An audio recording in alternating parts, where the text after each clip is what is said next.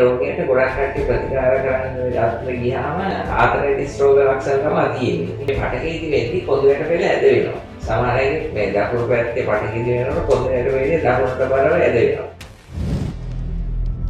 ගුරුන්නාන්සේ හොහොන් එන නමෝ විත්තියෙන් මේ රෝගී තත්ත්වය තමයි පටක ඉදිමීම. කොඳුයට පෙළ පටක ඉදිමීම. මේක මෙහෙම පටක ඉදිමීම කිව්වට කවුරුත් දන්නේ මොකක්ද මේ අසනීපේ කියලා. ඉතින් අසනීප දැනෙන කෙනෙක් තමයි දන්නේ මොකක්ද අසනීප කියලා. මේකට දැනෙන රෝගී තත්ත්වය තමයි ශරීරයේ අංශයක වේදනාව.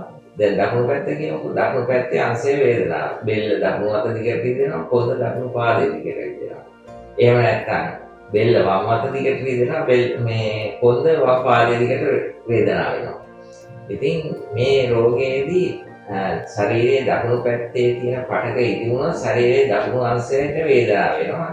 වම් අංශයේ පටක ඉදිවුණොත් වම් අංශයට වේදනාව වෙනවා. මේ රෝගයට ගොඩක් කට්ටිය ප්‍රතිකාර කරන්න ඩාක්ටර් ගියාම ආතරයිටිස් රෝග ලක්ෂණ තමයි තියෙන්නේ. ඉතින් මේක ආතරයිටිස් වලට බෙහෙත් කරනවා. ඉතින් නමුත් රුධිර පරීක්ෂාවක් කරාම දැන් හන්දි රිදෙනවා මේකට. රුධිර පරීක්ෂාවක් කරාම මේකට ඒ පරීක්ෂාවේදී ඒ හන්දි අමාරුවක් එහෙම තියෙනවා කියලා පේන්නේ නැහැ. ඉතින් මේක පටක ඉදිමීම. මේ පටක ඉදිමෙද්දී කොඳුයට පෙළ ඇද වෙනවා. සමහර අය මේ දකුණු පැත්තේ පටක ඉදිමෙනකොට කොඳුයට වෙන්නේ දකුණට බලව ඇද වෙනවා. වම් පැත්තේ පටක ඉදිමෙනකොට වමට බලව ඉදිමෙනවා.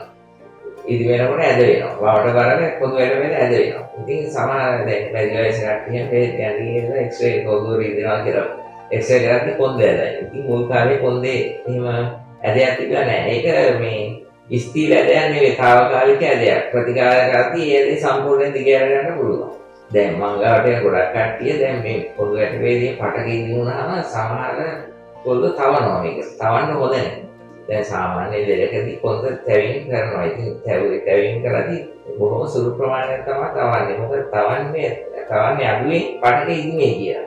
නමුත් මේ පටක ඉදිමෙන්න දෙයට තවන්න හොඳම නැහැ. දැන් ගොඩක් කට්ටිය ඉන්නේ තවලා ලෙඩේ වැඩි වෙච්ච කට්ටිය තමයි ඉන්නේ. බෙහෙත් කරන්න ගිහිල්ලා ලෙඩේ වැඩි වෙච්ච කට්ටිය. මේ රෝගය සම්පූර්ණයෙන් සුවපත් කරන්න පුළුවන්. පාදේ වලුවකට ප්‍රතිකාර කරන්නේ මේ රෝගය සම්පූර්ණයෙන් සුවපත් කරන්න පුළුවන්.